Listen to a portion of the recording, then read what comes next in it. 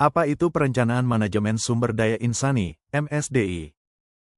Perencanaan Manajemen Sumber Daya Insani, MSDI, adalah proses strategis yang dilakukan oleh organisasi untuk memastikan bahwa mereka memiliki orang yang tepat, dengan keterampilan yang sesuai, dalam jumlah yang memadai, dan pada waktu yang tepat untuk mencapai tujuan organisasi secara efektif dan efisien.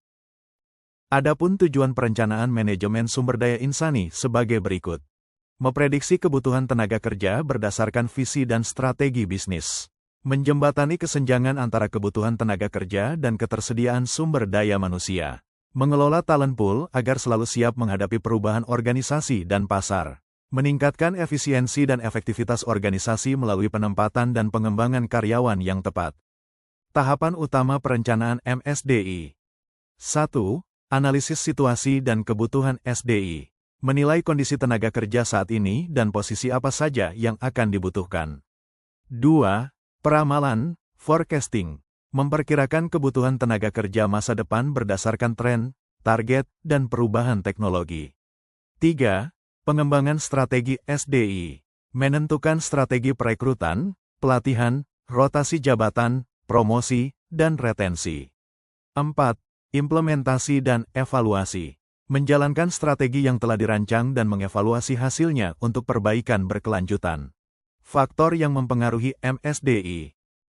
Faktor internal, budaya organisasi, struktur dan sistem kerja, visi, misi, dan rencana strategis perusahaan.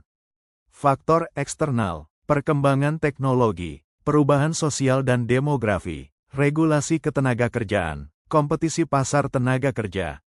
Setelah organisasi menganalisis faktor eksternal dan internal, langkah krusial berikutnya adalah perencanaan sumber daya insani, SDI. Tahap ini bertujuan untuk memastikan bahwa organisasi memiliki jumlah dan jenis karyawan yang tepat, dengan kualifikasi dan kompetensi yang sesuai, pada waktu yang tepat, untuk mencapai tujuan bisnisnya. Setelah perencanaan SDI selesai, tahap selanjutnya adalah pengadaan, rekrutmen, dan seleksi SDI. Proses ini berfokus pada pencarian, penarikan, dan pemilihan kandidat terbaik yang paling sesuai dengan posisi yang dibutuhkan dan budaya organisasi.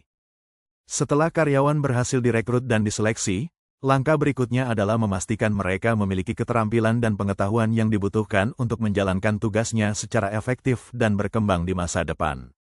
Inilah fokus dari pengembangan dan pelatihan, training and development. Setelah karyawan mulai bekerja dan mendapatkan pelatihan, penting untuk secara teratur mengevaluasi seberapa baik mereka menjalankan tugasnya. Inilah fungsi dari penilaian kinerja, performance appraisal. Setelah karyawan dievaluasi melalui penilaian kinerja, organisasi perlu memberikan kompensasi dan kesejahteraan yang adil dan memadai sebagai bentuk penghargaan atas kontribusi mereka. Tahap ini krusial karena secara langsung memengaruhi motivasi, kepuasan, dan loyalitas karyawan. Hasil dari penilaian kinerja seringkali menjadi dasar untuk menentukan besaran kompensasi atau jenis tunjangan yang akan diberikan.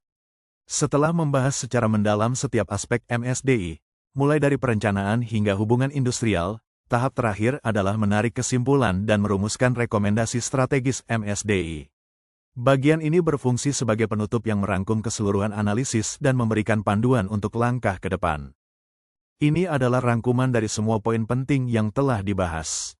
Mulailah dengan mengulang kembali hasil analisis faktor eksternal dan internal yang memengaruhi organisasi. Kemudian, jelaskan bagaimana setiap tahapan MSDI, mulai dari perencanaan SDM, rekrutmen dan seleksi, pengembangan dan pelatihan, penilaian kinerja, kompensasi dan kesejahteraan, hingga hubungan industrial, saling terkait dan berkontribusi terhadap pencapaian tujuan strategis organisasi. Tekankan bahwa MSDI bukan hanya fungsi administratif, tetapi juga mitra strategis yang penting bagi keberhasilan bisnis.